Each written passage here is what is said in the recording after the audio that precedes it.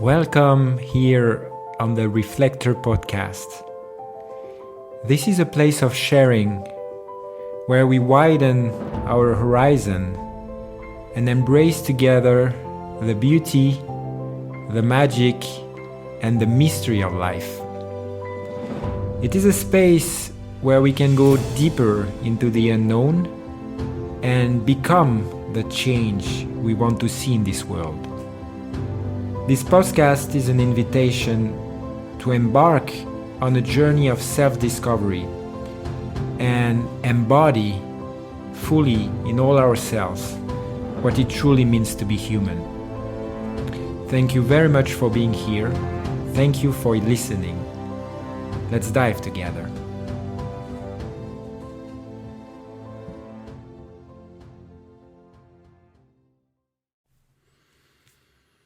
Welcome everybody on this new episode of the podcast. Very happy to share again on the nervous system and the healing of traumas. And we are in this series where I talk about the energetics, the deeper energetics behind the three modes of the nervous system, because this is multiple questions that I had on this subject. So thank you to the people who asked, and I encourage you to ask and share your feedback, and I'm very happy to answer those questions so that I can also share some content that is valuable for you and that helps you on your way. So thank you for those who are sharing and giving me some warm feedbacks for this podcast that warms my heart. Today we go through the third mode of the nervous system.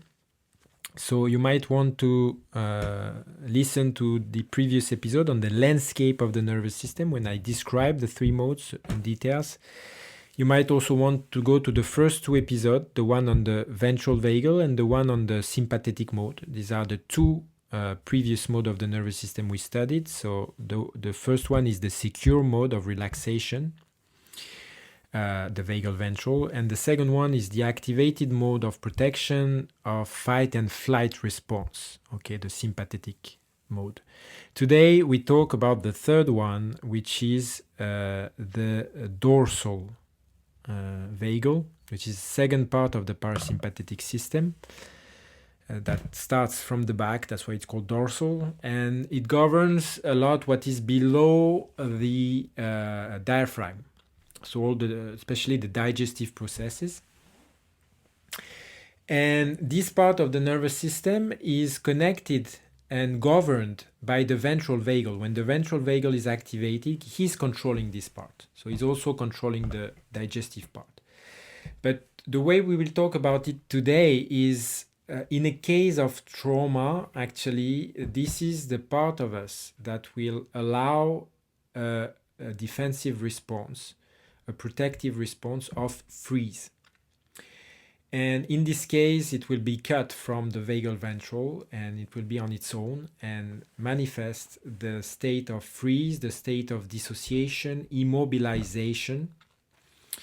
So this is the state you find, for example, the antelopes when she's almost being beaten by the lion that runs faster than her. At some point, she will collapse and freeze, like she is dead. So this is a state that is very connected to life and death situations, and it is really a state of being in touch with death, basically. So this is what was asked, that we go deeper into the dynamics behind of it. And when we relate those three states to the gunas, remember the first one was about Satguna, the Sattvic guna, the balancing, intuitive, subtle part of the mind, lightness of being. Sadguna is this part of ourselves that find balance, that find the meeting point, that is able to welcome polarities, include a paradox and oppositions. Okay. Then the second part of the nervous system, the sympathetic one, is very related, you remember, by the fire element, because it is a catabolic process, very intense catabolic process, and it mobilizes the fire element, creates a lot of acidity and burns the body of all its fat and reserve and sugar, and it's really the Raj Guna, the force of transformation, movement. Okay, Raj Guna is this transformative force within the body, but also the force of desire on an emotional level. It's jealousy, anger, a lot of emotions that go with that state of the nervous system.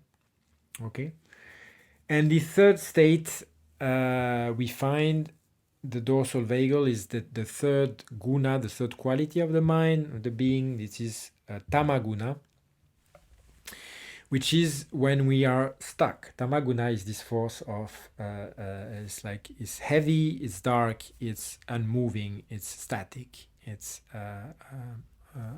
clogging our experience of life.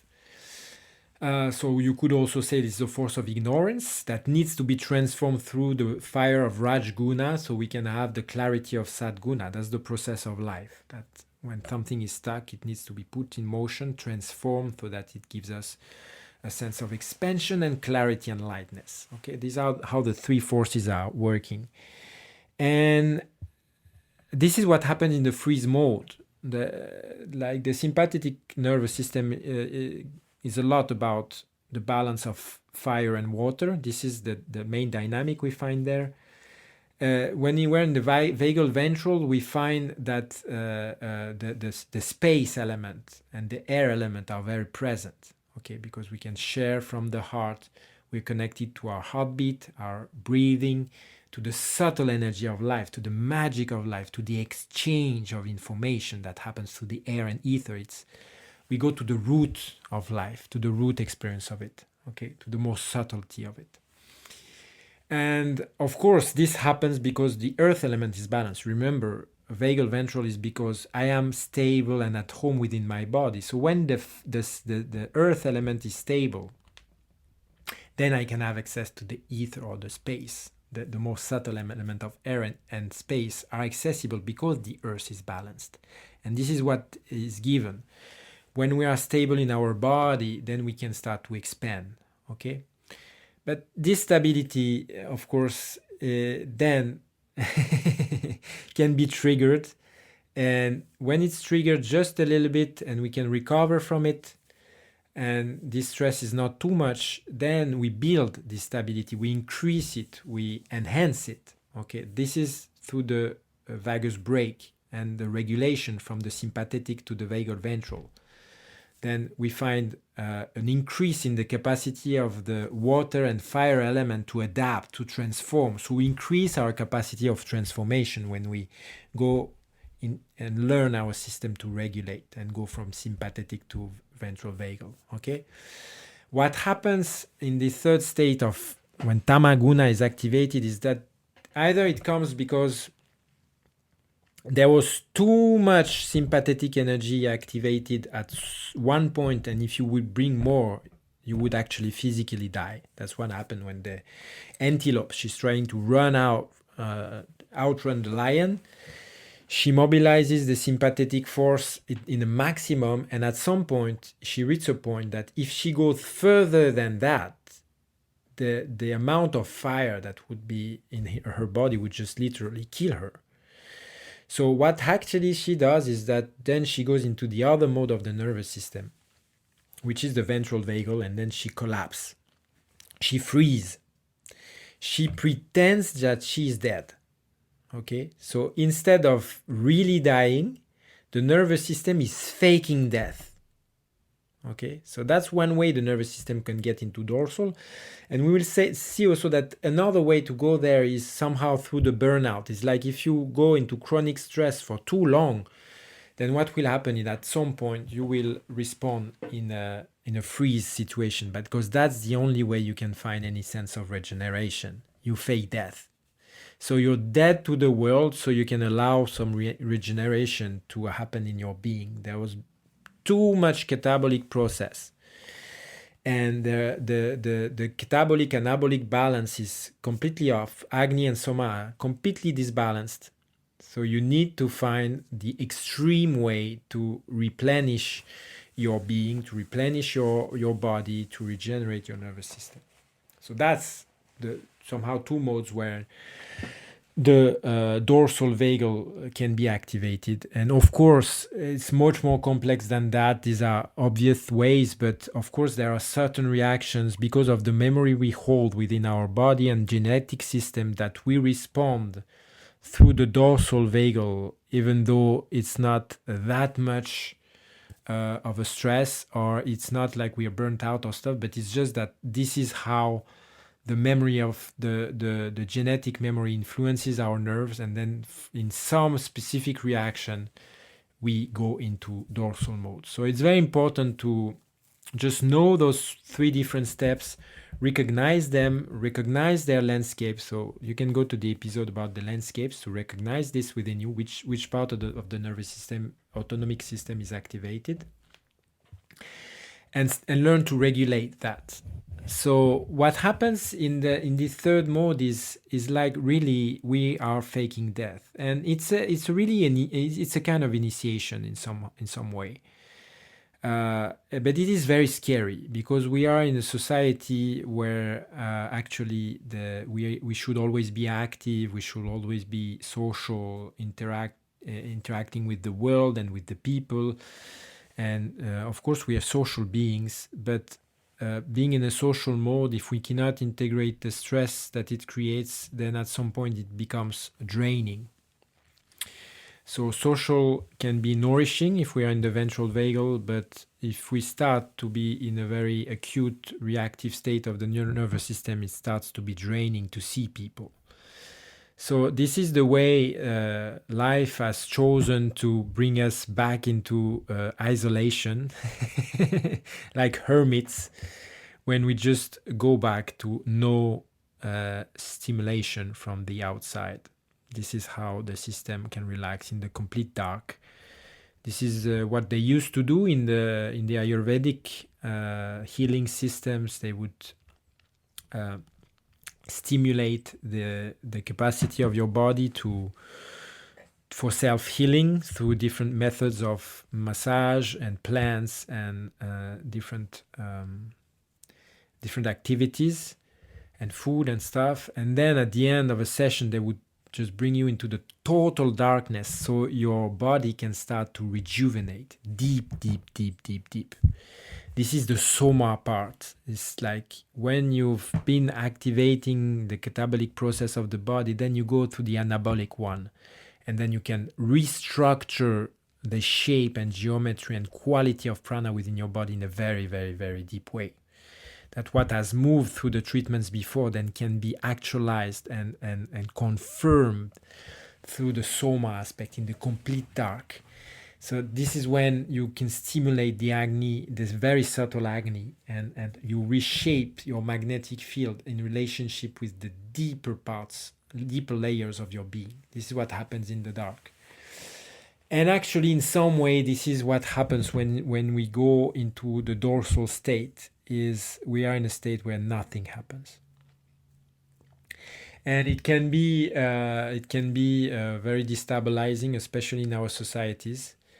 And there is a tendency to isolate ourselves, to be alone, and we don't want to see anybody. We are in a really static mode. This is tamaguna, when nothing is moving.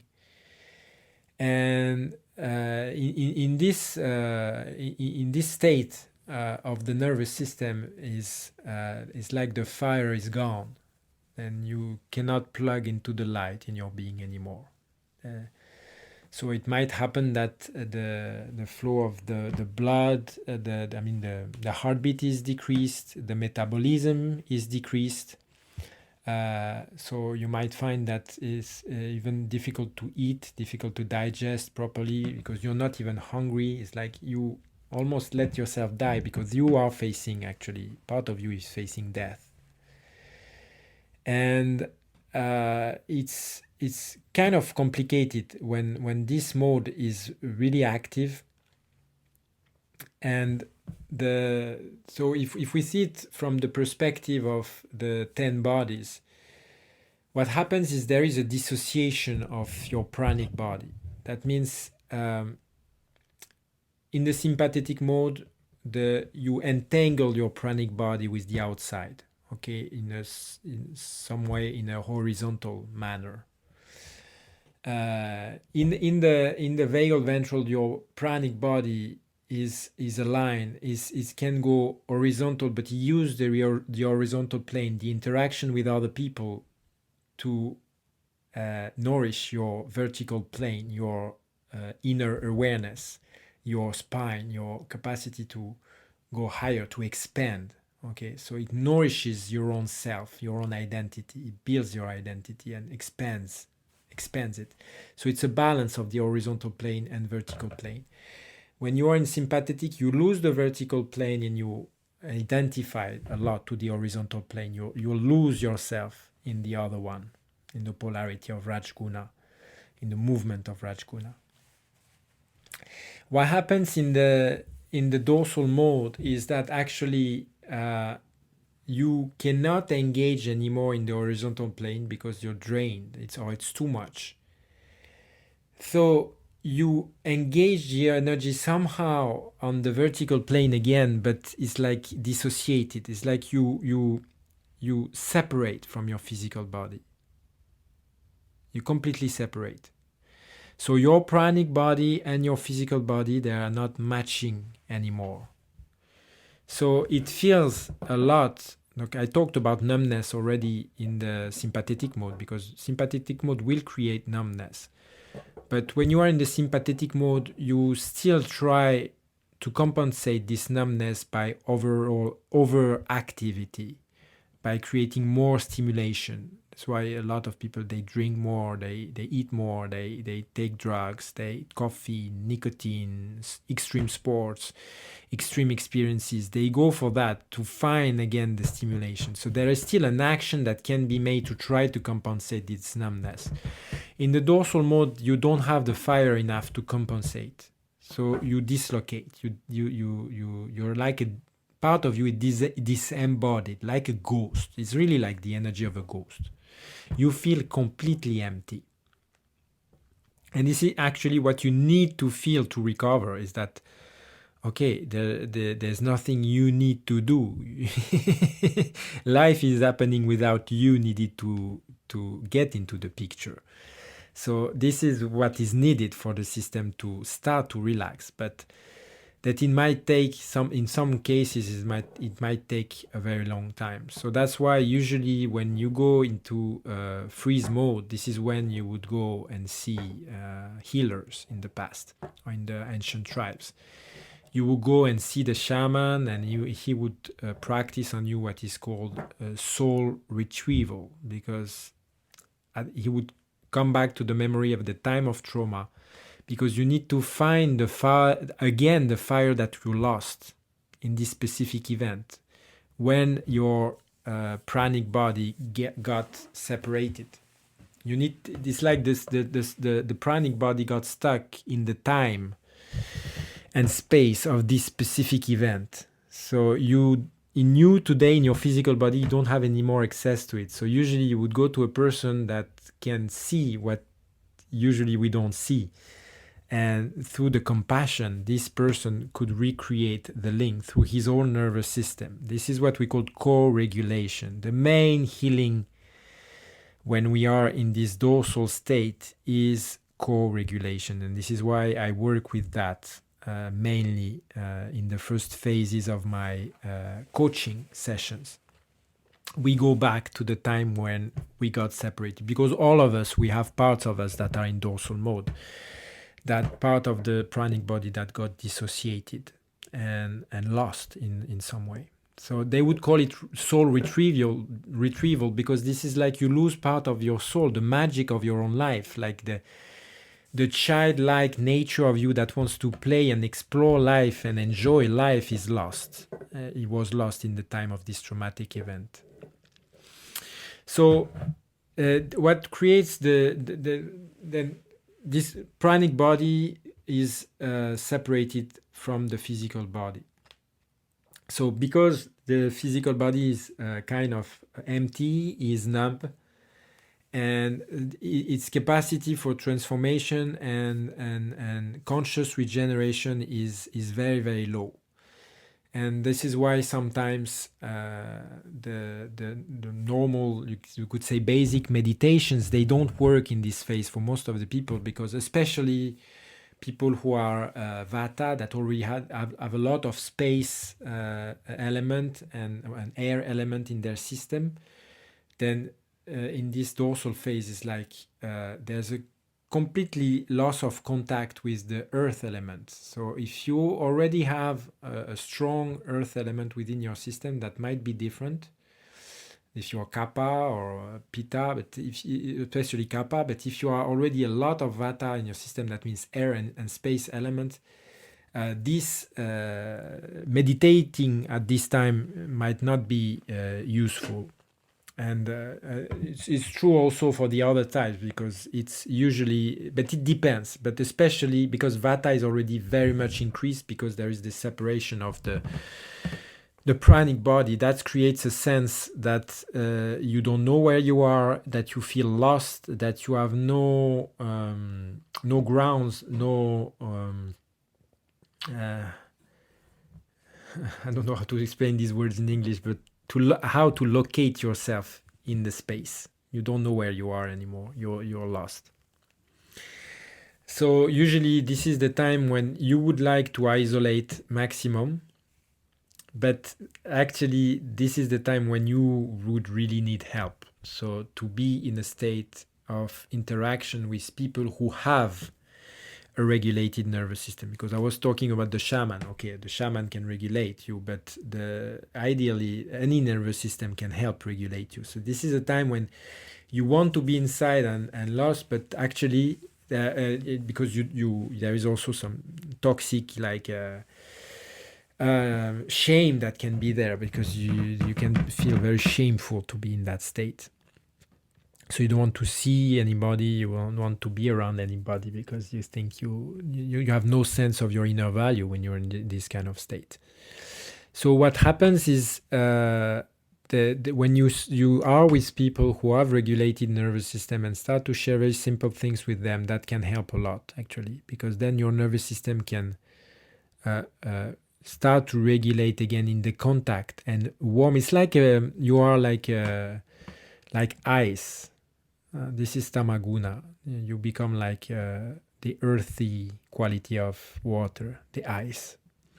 You're freeze. This is what freeze means. You're like, and then when you enter into contact with some other nervous system, then this can create the necessary heat so that you can melt this ice again and start to reconnect. The prana can start to flow slowly, but it can happen very, very slowly. And this is not a time when you can go do some heavy practices. This is a time when you need some usually personal guidance and stuff, because you might be. It's like your arc line. We said, the arc line is very active and emitting when you are in the vagal ventral. In the sympathetic mode, the arc line is used to protect the physical body mainly, so it's just giving us acute senses and seeing, picking information for threats. When it's in the vagal dorsal, it's like it becomes dark. It can become dark, this arc line. And when it becomes too dark, this is when you lost complete connection, and this is when you go for suicide. You have no meaning of your life anymore. Arc line is somehow how you give meaning to your own life, the sense of meaning. And when it's completely dark, it's like life is useless, and you're completely in the dark. So the tendency can be that you validate that by just stopping it.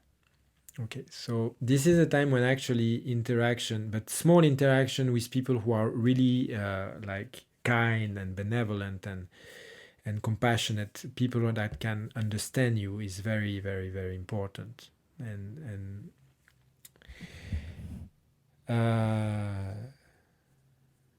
so what did I want to talk about? You're already 23 minutes. So yes, in this polarity, it's like you completely validate the negative mind in this area.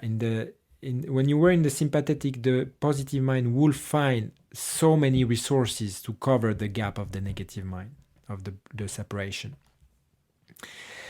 In the ventral vagal, polarities negative and positive can be included into something that is larger, okay, and bigger perspective. But here in the dorsal vagal, it's like the positive mind might it's like it lose the grip. Okay, so it's not even sometimes in the dorsal. It's not even that you have too much thought. You might not even have too much thought, because it's like you almost not have any more capacity for stimulation. So it's like the multiplying also quality of the mind at some point can be, there are many different ways to experience it, but it can also be that the mind is even not so much active, but the separation, the negative mind is all there is. Okay, so it's like you lose even the idea of polarity. This is why it can bring to events of suicide or suicidal thoughts, because then what you need is actually to accept death. This is what it basically is. You are facing death. This gap between your physical body and your pranic body is what happens at the time of death. So that's why I was saying it's a time of very deep initiation, because it's a time when you find no solution. There is no rational solution. There is no really action. It's a time of complete powerlessness. So everything that the positive mind tried as resources is kind of exhausted. So it's also an interesting state of the nervous system when you start to engage it in a different way. That, okay, if this is facing death, and death can be a resource, I can start to see death as a resource. And this is what is done a lot on the spiritual path and in the yogic path, especially in India, in the whole tradition of India. They would start to get familiar with death by going on cremation ground, meditating with the corpse and the idea of death with all those ashes and stuff. Because actually what there is in the dorsal vagal is deep peace. But we cannot experience it often as peace because we are afraid of peace. But actually, what you find in the dorsal vagal is peace. And this is what we are deeply looking for. So that's why when we are in the ventral vagal, actually, ventral vagal controls also the dorsal vagal, because you are in peace, but you can also be interacting and in dynamic. So it's like peace, that like all the phenomena are not distracting your inner peace. But what you find actually in the dorsal vagal is peace, but you perceive it beyond your own will. So it's unconscious peace. So it's a peace that is difficult to face. Even though this is what we are looking for, it's like the body is giving it to us, but without going through the conscious steps of increasing the vagus nerve. So it's like a peace that we are not ready to face. It's really weird to say it that way, but this is what the dorsal vagal is. There is nothing. There is nothing in there. And nothing is the solution we are looking for, because when we embrace nothing, everything is possible. So this is what happens here in that state. So I would say one way also to take it is to take it as an initiation phase. And of course, there are some times on the spiritual path where we face those big split in the pranic body. And we have to recover the energy we lost in those traumatic events in childhood, in the womb, and even in deeper, like you say, memories, some say past life, but other memories from the collective unconscious. And the more you consciously extend and allow yourself to go into these spaces, then you have the capacity to also be stable when others face those same experiences. And that's usually what would be a shaman or a healer, is someone who would have integrated this dorsal part of the nervous system and made it an ally, because he was not even afraid of death anymore. So when people would come into this death-like state, it would not make him out of his center, and he could welcome them in co-regulation and help regulate the nervous system. So this is why this is a tricky. This space is tricky because this is a space of the polarity. Like when you are in the ventral vagal, the polarities. They are like a marriage. They are meeting each other and blending, embraced. When you are in the sympathetic, they are like colluding, fighting, frictioning. This is how they do. They oppose each other. Okay, this is Rajguna. This is the sympathetic mode of the nervous system. And when you are in dorsal, it's like they are back to each other. And it's like polarities seems that they don't look at each other, they don't meet each other, they don't relate to each other anymore. This is the state.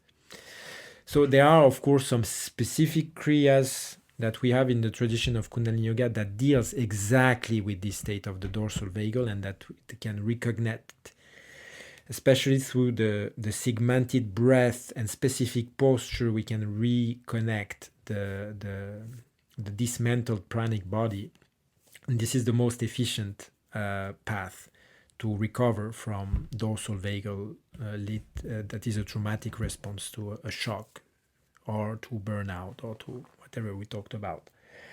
So this is why I use mainly these two tools in my coaching: the co-regulation, that I bring my nervous system in relationship with the person, and that's how the nervous system of the person starts to regulate, because I regulate, so the person can regulate. We use co-regulation. I allow the nervous system of the person that is there in the coaching to affect me, and this is how we enter co-regulation. And the second tool I use is a specific breathing and geometric pattern of the body through postures and mudras, postures of the hands. So we create we rebalance the 10 body system. Because what happens in the dorsal is like you also kind of, in some way, you lose completely your identity, even though you're completely also narcissistic, because there's only you, because you cut yourself from the outside world and social interaction. So it's the deepest narcissistic trait, but at the same time you're also dissolving your identity in some way. So it's completely opposite. It's like in the ventral vagal, it's like you include the finite in the infinite, or the infinite in the finite. That's including paradox. And in the dorsal vagal is the opposite. It's like the infinite and the finite. They are like completely. There's no sense of polarity anymore. It's like you are infinitely personal or personally infinite. The polarities don't match. They are back to each other. So it doesn't even make sense in the mind, because the mind has no grasp in this space anymore. So the mind has a lot of grasp in the sympathetic mode. When you are in the vagal ventral, the mind can be included as a tool. And it's like in the ventral, in the dorsal, when you are in really into this mode, the mind is like he is in a. So he can be also mad at some point, because he's trying endlessly, and he goes into infinite loops. This is why when finite and infinite are not in the same line, is like you go into infinite loops. So that can also create. This is what happens partially in the time of psychosis. is there is so disconnection from the physical body and the pranic body, so the mind goes into specific loops. And he finds the fire into other dimension because he cannot find it in this one, so he plugs into other dimension when there is still prana, so other times and space. And this is what psychosis is about, that there is no integrity anymore of the system. Okay, but this is another subject we will talk about. I talked enough about all this. So this was dorsal vagal, the initiation of death and peace. Thank you for listening until there, and don't hesitate to give me some feedbacks and your input on that. This is a work in progress. I'm just exploring those different states of the nervous system and their complexity, and I would be really glad to have some of your input on that and your own experience, of course. Thank you very much. Have a nice day. Bye-bye.